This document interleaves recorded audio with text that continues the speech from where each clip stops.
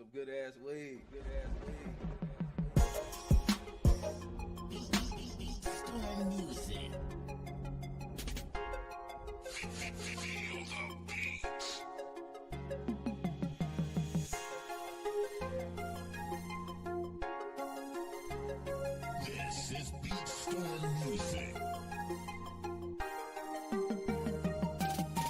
Jesus gave his life for me so that I can live, and I'm out creating crime. To me, that's all I can give. My whole life since I was young, this how Keep it on my schedule. Damn. Thought I had to. Okay. I know you. You definitely do. That's your calendar. Facts. No lies. No lies. No lies told. Right on. Personal calendar. That's nice. I wish I had one, and I won't have to write so much shit down. Listen, the way my calendar is on my phone is so like color coded and just like this at that time, this at that time, and the alarm go off so it can remind me because my memory is shot. Man, see, I gotta get all into my phone. I don't know if I said this before, but I didn't have this phone for like 2 years, and I still have not had time to really just play with it and figure it out. How you had it for 2 years and have time? Man, because every time I get ready to go on there, the kids, business. So I'm not finna go through that phone right now. That's almost like saying you got a vagina and you never played with. Like, what you mean? You done had it your whole life. What you mean you ain't played with it? Hey, have we would have been like 17, 18? Oh, okay. We quit, y'all. We back. We back. Welcome you all. Thank you for joining me again. I'm always starting off laughing, but that's good energy. We have another special guest today. I'm gonna go ahead and let her introduce herself. Y'all already know what time it is. It's me, Tika G, the comedian. Let's go. Y'all already know. Let's go. Let's clap for her, y'all. All right, you guys. Today we are talking about women using their voice in comedy or through comedy. I love that. I haven't met a woman comedian that was just on the go all the time. Like, I personally knew her. Like, I didn't seen them, but I'm personally get to step or sit next to her, y'all. She out here grinding, getting it in. As I should, and as I got to make sure it happened. It's got to be a constant thing, because being in comedy is a male dominated field, so I got to make sure I step hard and step correct. So. Yes, most definitely, baby. So I know, well, first off, I want to thank you for taking the time to come out. I really appreciate it. Absolutely. This another or a different type of story that I can actually allow my viewers to see is we using our voices in multiple ways. Absolutely. And comedy is an amazing way that I have just tapped into. Didn't really tap into it before, but now that I see a woman out here, it's like more interesting. That's more interesting. I like that. It's more interesting. I like that. Okay. So I know taking on an everyday challenge or going through things every day is a challenge, right? Mm-hmm. That's dealing with family, careers, friends, and just having to do self-care for your own self, right? Absolutely. It's challenging. It's a lot. But people, not just women, but people use their voices, like I was just saying, to actually express themselves. Mm-hmm. And it's just so amazing that you have actually found yours in comedy. Because like I said, I haven't met too many women, and this is awesome, y'all. Just sitting next to her, it just makes me want to laugh, and then speaking to her, and she's just honestly just, funny. Supposed to be. You see that? You know what I mean? See how that works? Y'all see how that shit work? The vibes. They give the vibes. So I just want to know a little bit information about how did you actually tap into comedy for yourself as a woman? It's an interesting story because I've always been a funny individual. Okay. Even growing up as a kid, I was a class clown. Like, you know what I'm saying? So like, I was just one of them people who didn't mind expressing themselves, and my mom brought us up that way. Yes. So my mom was like, whatever you feel or whatever you got on your mind, say it unfiltered. Don't hide yourself. You know what I mean? That's perfect. So growing up, I just had the freedom of speech. My mama didn't shut me down when I wanted to say something. Majority of the time when I said something, it was funny. Right. So even though it was the truth, it was still funny in their eyes because it's coming from me. I'm a goofy person. I have a goofy personality. Yeah. But I got into comedy in 2017 and 18 during the time before the pandemic. Okay. Before the pandemic. They had comedy clubs like a little bit of everywhere, and everybody was still getting on the scene and everything. I was out there with some of the heavy hitters like Miss Magic, Black, Christina. It was a lot of us that was really just getting our foot into comedy and trying to figure out what we wanted to do with ourselves. And me being a Black female wanted to, put that little stamp out there because it's not a lot of us. I mean, it's more of us now than it is ever, but before it wasn't that many of us that was really being public and really being out here and being on the grind. So I was just really inspired just by everything that I do and everything in my life. And my life is a story. My life needs to be told. And it's just like the way I tell it, it just brings more people closer to me because they want to get to know me better. So why not do it through comedy? Why not tell my story that way? So I love it. That's exciting. I love it too. I love it too. That's not my field, but just listening to it it's nice. It is. And a lot of people wonder like, why did I didn't? I was like, you know what? Everybody say like, oh, well, how do you express your emotions? How do you deal with emotions and stuff like that? Comedy is therapeutic. Yes, it is. It's very therapeutic, not only because I'm like getting to just express myself and be authentic, but only because I'm able to express myself genuinely. And you have to accept it regardless if you want to or not. I get to say what I want to say to you at the end of the day. Yeah. So, it's fun to be able to just express myself with no filter, no judgment, and you can accept it or you cannot accept it. But either way, I'm going to say what I got to say. Exactly. So, for me, it's very therapeutic. It's very fun. It's exciting. Like the comedy scene changes every day. So it's like, you got to evolve with the times. Everybody do skits and stuff now. So I think it's dope that everybody love comedy the way they do now. Right. It's dope. Right. And I think it's dope that more women tapping in too. Oh, absolutely. We got to. So what role does your humor play in your everyday interactions and relationships? Oh, that's a good one. To keep it real, I crack jokes with my daughters all day, every day. Like, honestly, it's made our relationship so much healthier because they feel lighthearted talking to me about stuff. Because they know your mom going to usually make a joke about it eventually. So, like, they feel more comfortable cracking jokes with me more than they feel comfortable just sitting there and being upset about something. Okay. So they'd rather, like, be like, man, my teacher's so bogus, man. And I'd be like, what happened? And they'd be like, man, his classroom was stinking. And I had to tell them, like, bro, this classroom stank. And I was like, listen, sometimes you just gotta let people know. Yeah. Even if it's not the most pleasant information. Right. But at least you can get a laugh out of it. You know what I mean? So like at the end of the day, y'all can feel how y'all want to feel, but at least you was up front. Right. And everybody else was scared to say something. My daughter wasn't. So it's like it's funny that like a little bit of my sense of humor is rubbing off on my kids. And I didn't realize it, but now I realize that. Right. Now. So it's like, hey, it happens. It happens. And then with relationships, a lot of men don't want to date because they intimidated. I was just about to ask that, like, the next question, like, how is it when it comes to the relationship? They are so, okay, for one, they're intimidated.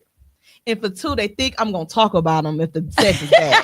Okay, listen. All right, for one, you're right. I am going to talk about your ass if the sex is bad. You correct. Absolutely. But, I mean, I don't really talk too much about my personal relationship life and my comedy because I don't really have a relationship to talk about yet. Okay. So most of the stuff I talk about is obviously about myself and my thoughts and my perspective and my family. Okay. But I don't really talk about men like that because I don't have a man to talk about. Okay. So once I get one, it's a different story. I'm gonna talk about your ass. But it ain't gonna be that bad. It ain't gonna be that bad. I promise. It's gonna be good stuff. Maybe a couple big dick jokes, but that's about it.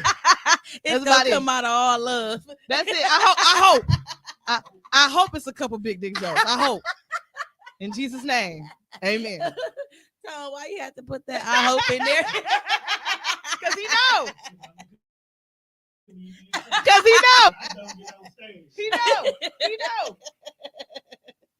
Oh man. Do you always use comedy to address different type of issues that's going on with you? Whether it's personal, business? Yeah, I do. Honestly, because like that's just like not only is it therapeutic, but it's my coping mechanism. So like to deal with everyday shit in the way life be lifing. Right. Because baby, listen, life got hands. And she be ready to fight every day. She on your heels. Okay. But with watch out for Tika G, y'all. Man, that G stands for gangster. Like, listen. But no, for real. On some real stuff, like dealing with my life and being able to differentiate my real life from my comedy life, it is two totally separate things because Tika G is not Tika. Okay. So it's like two different situations, but like I do combine the two at times when I have to, because it's like a lot of the funny stuff that happens to me happens in my real life. Right. So I have to talk about it. It's like, I got to talk about this shit. This is for real. Like, but at the same time, it's like I have my times where it's a lot of some of my personal stuff that's like, deaths from my family or personal stuff that happens with my mom. I keep that like, close to my heart, stuff like that. But anything else, you sharing that? It is up for grabs. It's for the streets. It's for the streets. Like listen, I don't have a filter, and that's why a lot of people be like, you're so upfront, you're so blunt, and so honest, and that's the way I've been my whole life. Yes, I can't sugarcoat and I can't hide who I am. So you got the slack for that. Yeah, I need these type of people, and I'm just a very authentic person. So like, I think the fact that me just being me is what attracts people to me. Okay. Because I'm not gonna fake with you. I'm not gonna pretend to be, oh my God, girl, you're so cute. Like, that's not me. Like, I'm a real nigga. Like, I be trying to tell y'all be thinking it's a game out here. Man, listen. I'm 5'7", 200. Stop playing with me, bro. Don't do it to yourself. But no, for real. I just really feel like a lot of people like take the comedy them and the real them and they smash this together and they can't separate them. Right. So it's like, it's cool to be funny sometimes, but sometimes you can be serious. It's okay to be your real self off stage. You know what I mean? But me naturally being funny, that's just who I am. I'm just naturally a funny, goofy person. Right. Wow. So can you tell us what is a moment when you really surprised yourself when you found your own strength? Ooh, you got some good questions. Thank you, baby. I think I surprised myself out of my own strength when I decided to really take the leap and really decide to stick to comedy. Because I wavered in between. Okay. Because I wasn't really like taking it serious at first. It was more like a hobby at first. Okay. But then once I started getting like more in depth into like studying comedy and a lot of the originators and really understanding the facts and the ins and outs of in the stand-up comedy world, it's just like, it's so dope. Yes. It's so much history behind it. And a lot of people don't understand, like, comedy ain't just comedy. It's a lot of dope people in this field, y'all. Yes. The Bernie Macs, the Richard Pryors. Yes.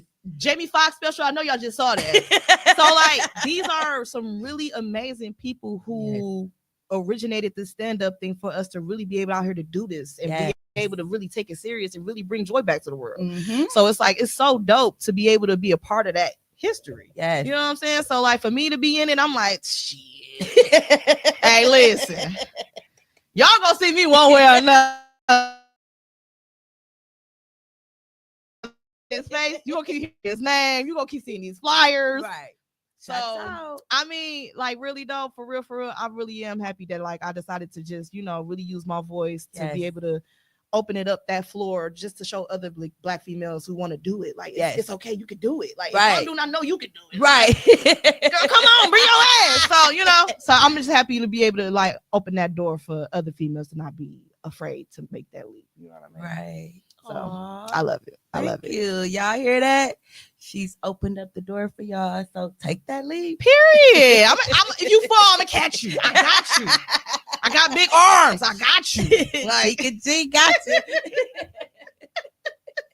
Okay, so if you could go back and talk to your younger self, what is something that you would tell your younger self that would just lighten them or lighten her? Oh, wow. Well, damn. That's cold-blooded. That is cold-blooded. That is diabolical. Wait a minute. I don't know if y'all heard him, so I'm going to repeat that. Yeah. Repeat that for the people in the back. He said, spit, don't swallow. That's wild. That is diabolical. We talking about in comedy We now. talking about life here. You over here. That is part of life, though. I mean, it is. Some people do need to know that. I mean, I can't judge. A lot of people out here swallowing boneless children. I can't be mad. They do what they do. That's what you want to do. That's what you want to do.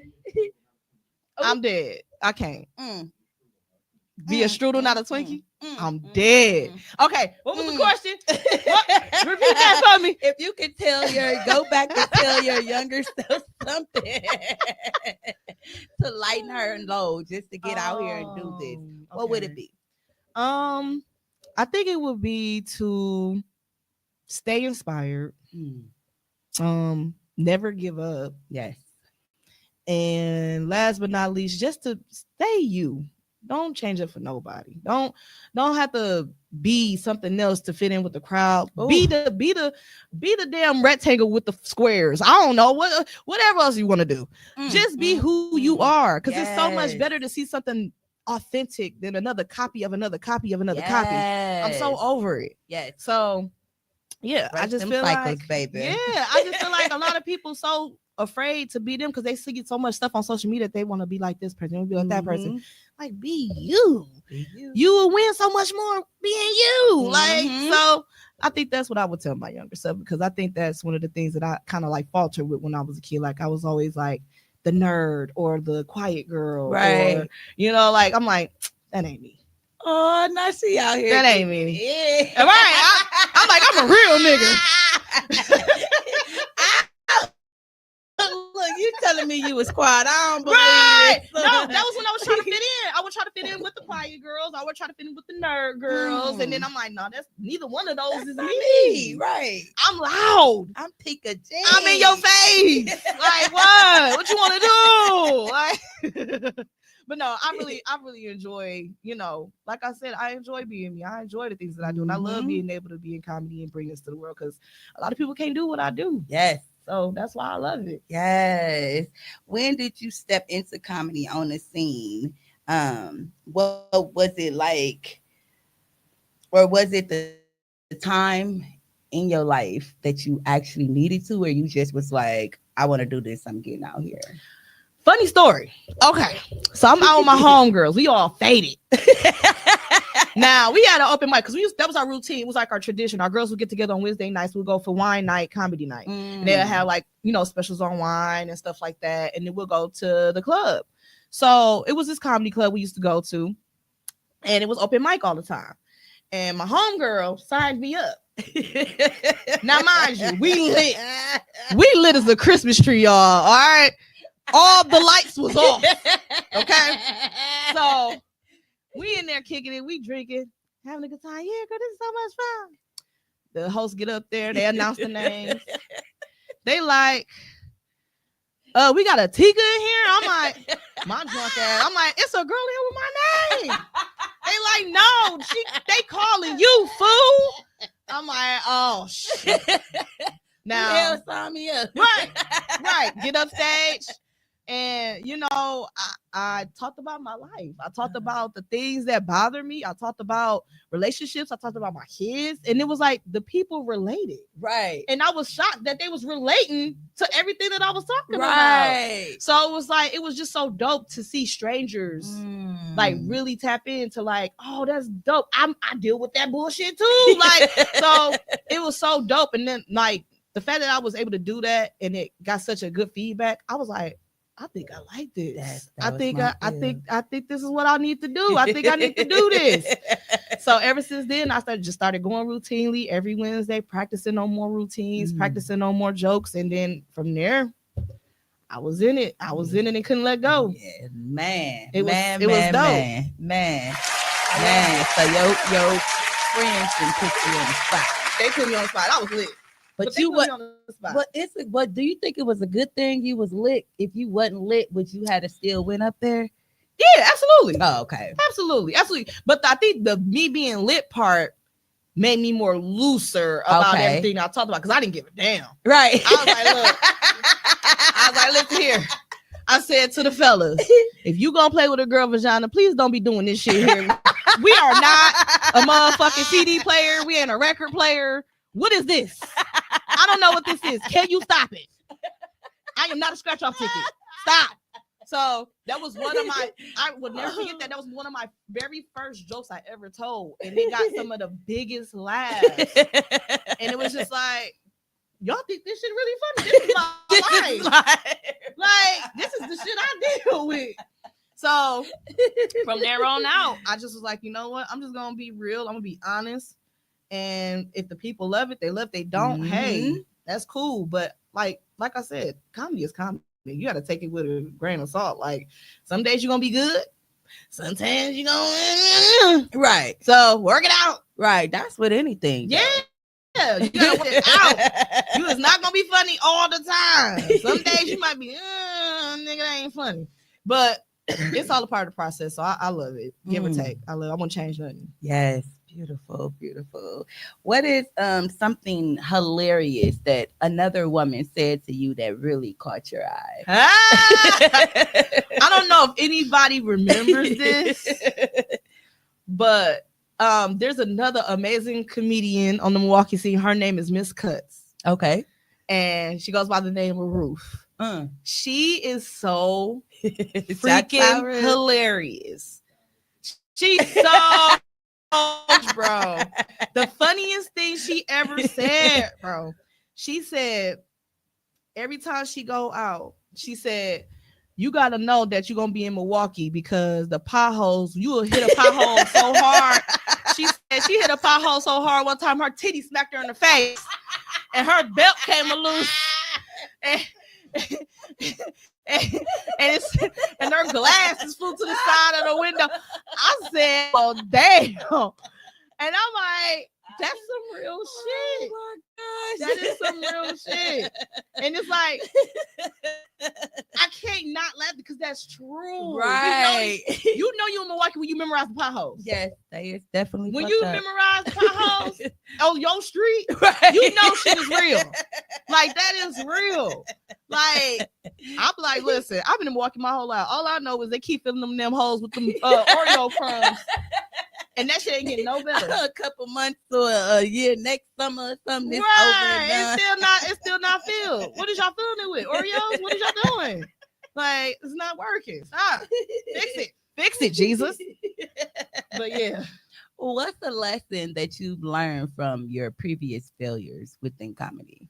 Ooh, my previous failures. I would say, like, the first time I ever bombed, I learned that sometimes you have to learn from your mistakes. You have to understand, like, some topics are going to hurt people. Some topics are going to trigger people. Yes. Some topics are going to offend a couple motherfuckers. But it's a part of the process. It's how you learn. It's how you dictate how to fix your jokes to fit a certain crowd, or how to learn how to articulate yourself better. And just being able to, like, go back and, like, look at all my notes, because I write down all my jokes. Okay. I have about, well, I'm on my 30th notebook now. So I go through each notebook just to, like, recite and see what I've changed, what's been updated, what I can reuse and mix match. And so that way, either way, anywhere I go, I got a joke for everybody. I got a joke for white people. I got a joke for black people. I got a joke for Mexicans. I got a joke for transgenders. Whatever pronoun you have, I have a joke for you too. So, like, I had to learn that, like, even with comedy, like, it's all in there. Everything is for grabs. It's like you just got to be able to articulate yourself, being able to convey your story the way you need to so people understand. Right. either way, hey, sometimes you're gonna offend somebody. Yes. But that's a part of it.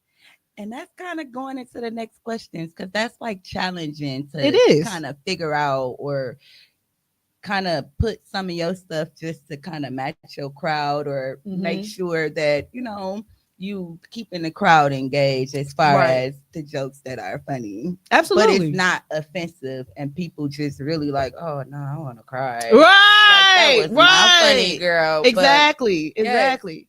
Because it's like, I have a joke right now that offends a lot of people sometimes. I'll be like, yeah, I got 2 daughters, but they just missed my abortion phase. So that's how they made it today. You know what I'm saying? So they like, damn. Like, so it's stuff like that you had to like I said, you have to learn how to articulate things for people to understand, but to also just still be funny. Yes. It has to be able to be like laughable, but it's still an abortion joke. So like somebody might get triggered by that. Yes. So it's like, you know what I'm saying? It's like things like that. You just got to kind of like rock and roll and see how it works. But at the end of the day, it's still my joke. I'm still going to perform it. I'm still going to do it. So like, you know. Okay, right on. And they like it or they don't like it. Hey, you using your voice. Hey, this is it. This is it. I keep trying to tell y'all, goddamn it, y'all don't want to believe me. So how do you balance your vulnerability and your humor? Okay. I think it's like a even balance. I think being able to tell people my story and let them in a little bit on me. So if I can make a joke about me and make you laugh at me, right now I could make a joke about you and laugh at your ass. So it's like, you know, now you feel comfortable because now we're exchanging laughs together. You know what I'm saying? You can laugh at me, I can laugh at you. So it's like, with that, like, honestly, I feel like people need to learn vulnerability when it comes to comedy, because a lot of people just tell jokes, but what are you really telling jokes for? What are they about? Right. Who are you? Right. As a comedian? Like, what are you really putting out there? So I put myself out there first. I talk about me all day. Right. Because I know me best. So that's the best way to convey my comedy, is just to talk about me. Let you laugh at me first. Right. Get comfortable laughing at me first. Now, let's crack some jokes about y'all crazy asses and your baby daddy riding your car through the week. Girl, your braids about thin as vanilla wafers. Girl, your wheels about bald as Mike Tyson. Like, child, we're going to talk about it. But no, I just feel like once you get open and you show them your vulnerability as a person, and you show them like, hey, I'm not afraid of you being able to laugh at me. Right. Now I feel comfortable. Now you can make some jokes about me, because I done laughed at you all damn night. Now you can talk about my bald head grandma. I'm cool. You know what I mean? So I think that's what people miss, is just like not being able to open up. And it's like, if you're gonna make jokes, make some jokes about your damn self. Then maybe you can talk about somebody else. Right. You know what I mean? A lot of comedians come out the gate just talking about people. Like, hell, nigga, who is you? Like, I don't even know you, bro. Fuck. The fuck, nigga? Like, but you know, it's just a lot better when you open up to people and tell your story, and then they feel more comfortable. You know what I mean? That's beautiful, y'all. So, kind of wrapping it up and kind of going into what would you tell like younger people, or just people around your age, maybe older people? What would you say to them when they came to you and be like, hey, Tika G, I want to get into comedy. What can I do? Or what's my steps? Right. Keep writing and write some more. And then when you're done writing, write again. And then when you done did all that, then when you feel confident enough, a lot of people get on stage and they do not have confidence. That's where people mess up the most. Right.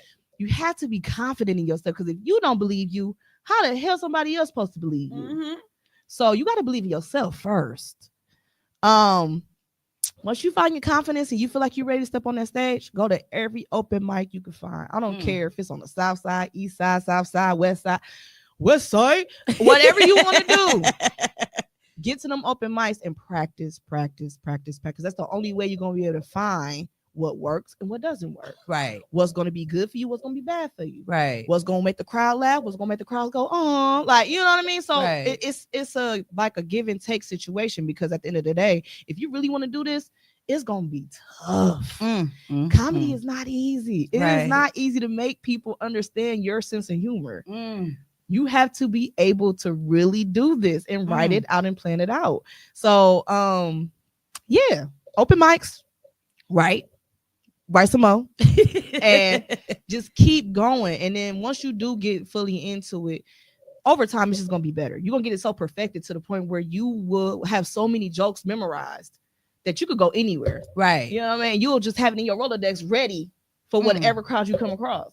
So that's the point I'm at now, because it's what, 2025? Yes. Finna be 2025. I've been here since 2017 doing this. So now I have so many like stored jokes for so many different occasions. Now it's just like in my brain for any type of situation. So I'm ready. I can't wait. Let's go. Let's go. I can't wait. Think one of your kids gonna be a comedian? Or is one of them already one? I mean, at home they are. They make me laugh all the damn time. I don't know about everybody else, but they make me laugh all day.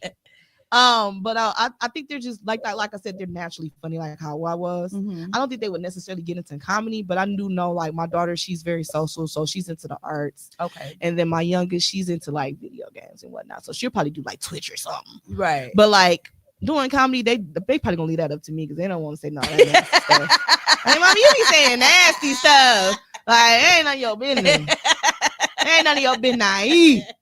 You will find that out when you 18. All right, don't worry about that. Don't worry about that, sweetheart. Don't worry about that. But nah, I think they will probably definitely support me 100%, attend shows. But comedy is just, like, that's one of my niches, and I don't think they just like enjoying it, honestly. Right. Yeah, it's just one of them things.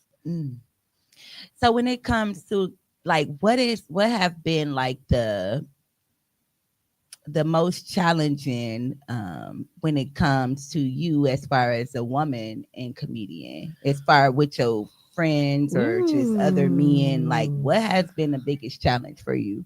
I think the biggest challenge, and I was just talking to Tone about this, I said the biggest challenge for me in this is that comedy is such a male-dominated field that they feel like women aren't funny. And when a woman is funny and funnier than you niggas, then it's an issue. But I just feel like comedy is gonna always be progressive, and it's gonna be always aggressive behind the scenes. So it's like, you know, you got to be able to take whatever these people dish out when it comes behind the scenes. You got to be able to rock and roll with that shit, because it's gonna be sometimes people gonna try you. Yeah, they gonna definitely try, just because it's laughs. He hell. Don't try me. Try your mammy. Listen, like the Lord says, He has hands. I have hands too. Do you want to be touched, sir? But no, for real. It's just really, like I said, it's very competitive. Yes. So you just got to be on your point. You just got to make sure that, like, at the end of the day, if this is a whole lineup of men and you the only female, and this majority of the times it's kind of like how it is with me. I'm usually always the only female on a male lineup. Wow. I'm okay with that, because it gives me the upper hand to actually be funnier. Yeah. I'm gonna not only am I gonna be funnier, but I'm gonna be so relatable to the point you ain't gonna have no choice but to respect my comedy, because I'm just as competitive as you are. Yes. So I love being in this male dominated field, only because, like, you know what? I'm competitive too. Right. So let's do it. Let's do it. Let's go joke for joke. You ready? Ooh. Like, you know what I mean? So I love it. But like I said, I've dealt with those challenges. I've come across plenty of obstacles. I've lost friends. I've lost family in the process. But I'm not giving up on my passion, because this is what I love to do. Exactly. So whether you like it or not, this is what I love. I don't care for you to understand it. Right. If you do, fine. That's cool. But if you don't, cool. That's fine too. Right. But I'm not giving up on my passion. I love comedy. Comedy loves me, and that's where it's gonna be. Y'all hear that, y'all? When y'all love something and that's your passion, Don't run let it with go. Don't let it go. Yeah. No matter what nobody says, Mm-hmm. do not let it go. Do not give up on your passion. You want to leave with a joke today? Oh, You got snap. a joke for the viewers. Oh Lord, she put me on the spot. No, I got a joke for y'all, man. I know that everybody saw the Tyson fight, right? Mm-hmm. Or didn't see it because Netflix wasn't loading. Oh, that's what was going on. I thought it was Listen, nah, it didn't load for no damn body. We was at the restaurant looking at the TV for like 30 minutes. Like, damn, is we gonna see the fight or not? I just said, why the hell this won't let me see? Listen, the minute I saw Tyson cheeks on that interview, I knew he wasn't gonna win that fight. I was like, this man don't give a damn about this fight. This man don't give a damn about this fight. He is ready to go home and lay down and take a nap. That's what he ready to do. He talking about his butt cheeks. Yes, baby. That man said it's gonna be a vicious fight. He turned around. It was all ass on the camera. I said, child, Tyson got cheeks, child. For him to be that old, he got some cheeks on him. I said, baby, listen, Tyson didn't give a damn about that fight. He didn't give a damn. He didn't care. Not at all. I don't blame him. He too damn old to be out there trying to find somebody any damn way. But no, that's what I got for y'all. But y'all gonna have to see more at my next show. I was just about to say that. My next show will be in Madison, December 28th, y'all. I'll be on the Anton McNeil show, comedy show. It's gonna be dope. Yes. So I hope y'all tune in. I hope y'all show up. I hope y'all show out because I sure will. Yeah. And it's gonna be a good time. You already know, grown and sexy. Get some laughs, get some food, some drinks. It's gonna be a good time. So see y'all there. But, yeah. Anything you want us to know or the viewers to know about you, how they can tap into not just coming to the show, but like Instagram. Oh yeah. They can follow me at Instagram, comedian Tika G, all lowercase letters, all together, no spaces, no extra stuff, just something simple. My Facebook, comedian Tika G as well. You can follow me on that page for all my upcoming events. You can also follow me on my Cash App. That is Tika Gross 2021. But no, y'all know y'all can Venmo me. No, but for real. No, I just got a lot of different stuff I'm in tune with. I'm in obviously the panel podcast that I'll be doing routinely with them. What we doing that? We doing that once a month or twice a month? To be determined. Okay. To be determined. So the panel podcast, I'll be doing that. Obviously my shows I'll be hosting for New Year's Eve on the 30th for the Focus Band. So y'all know that's gonna go crazy because they the baddest band in the land. So we finna turn up on that. Yeah, just be on the lookout for your girl because I'm gonna be around. I'm gonna be doing some things. So you know how that go. Yes. Well, I do want to say once again, thank you for joining me. Oh, always, man. It's always like y'all know this woman. Listen, this woman be trying to act like she ain't doing nothing. She be working just as hard as anybody else I know. In the cut right now. In the cut. Listen, the vibe, slowly but surely. Listen, the vibes be everything, y'all. The vibes be everything. Yes. So y'all stay tuned for her as well. Yes, like, listen, listen, y'all better step in it like ketchup. Like for real, it's gonna be fire. Can't wait. We out here, y'all. Once again, this is Love, Strength, and Love, and we will be tuning in. I don't think next Sunday we kind of moving things around, so we won't have a show next Sunday, but tap in for the following Sunday. We will be back, period. Until next time, you all, thank you. Bye, y'all.